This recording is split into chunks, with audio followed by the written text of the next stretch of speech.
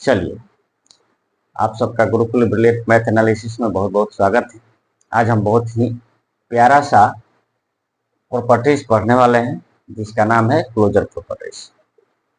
मुझे लगता है बहुत सारे लोगों को ये मालूम नहीं होगा इसके बारे में, लेकिन आज हम इसके बारे में थोड़ा सा चर्चा कर लेते हैं। ये जो प्रॉपर्टीज है क्लोजर प्रॉपर्टीज है बाबू, जिसके बारे में हम लोग को पढ़ना है और आगे इसको ध्यान में रखना है। क्लोजर प्रॉपर्टीज क्या बोलता है कि जब कोई दो इंटीजर, जब हम किसी दो इंटीजर को जोड़ते हैं, घटाते हैं या गुना करते हैं, यानी addition, subtraction and multiplication of any two integers, addition, subtraction and multiplication of any two integers is always an integer.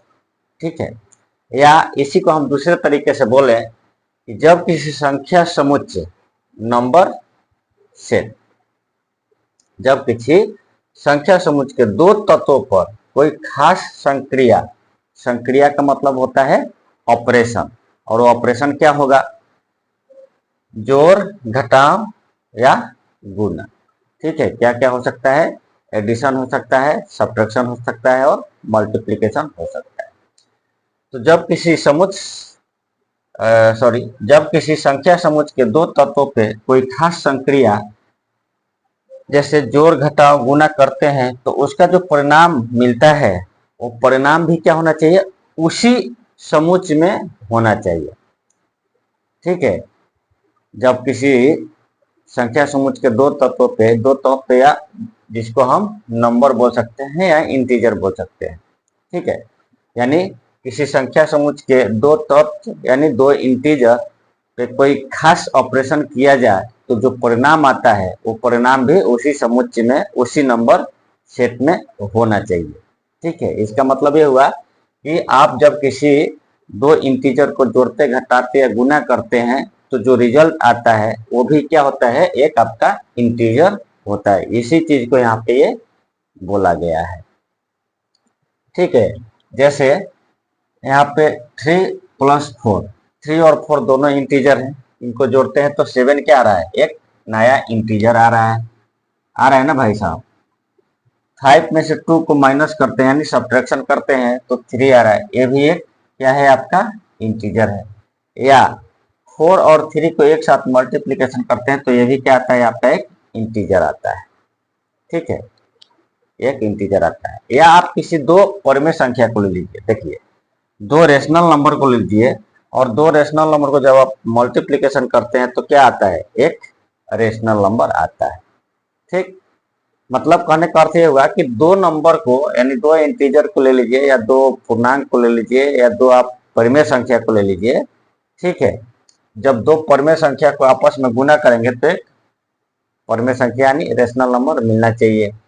दो पूर्णांक को आप जोड़ते, घटाते हैं तो अगला जो रिजल्ट मिलेगा वो भी आपका पूर्णांक होना चाहिए। ठीक है, अब तो रही बात कि ये जो है एडिशन, सब्ट्रैक्शन और मल्टीप्लिकेशन, और एक सब और छूट रहा है इसमें, वो क्या है? डिवीजन। अब हम चर्चा करते हैं कि क्या क्लोजर प्रॉपर्टी जो है डिवीजन को फॉलो करता है क्या?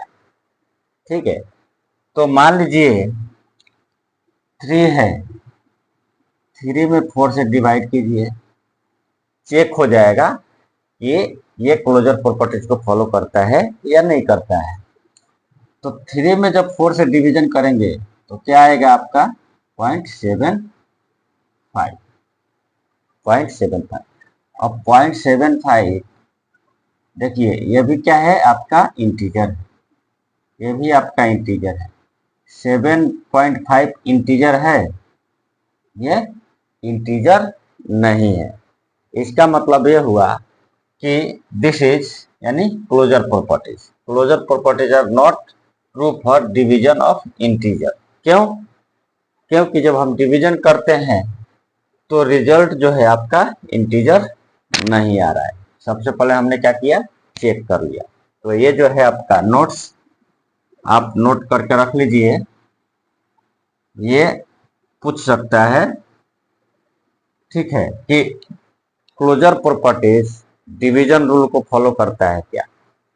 ठीक है, यस नो में जवाब देना रहेगा, तो आप इसको नोट डाउन करके रख लीजिए।